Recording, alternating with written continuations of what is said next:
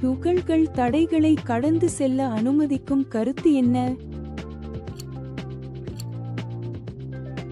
சரியான விடை குவாண்டம் சுரங்கப்பாதை. பின்வருவனவற்றில் எது குவாண்டம் டன்னலிங் வகை அல்ல? சரியான விடை கிளாசிக்கல் சுரங்கப்பாதை.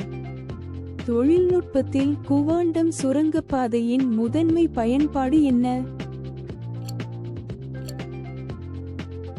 சரியான விடை டிரான்சிஸ்டர்கள் மற்றும் செமிகண்டக்டர்கள். குவாண்டம் டன்னலிங் என்ற கருத்தை முதலில் முன்வைத்தவர் யார்? சரியான விடை எர்வின் ஷ்ரோடிங்கர். அன்றாட வாழ்வில் குவாண்டம் சுரங்கப்பாதையின் பொதுவான உதாரணம் என்ன?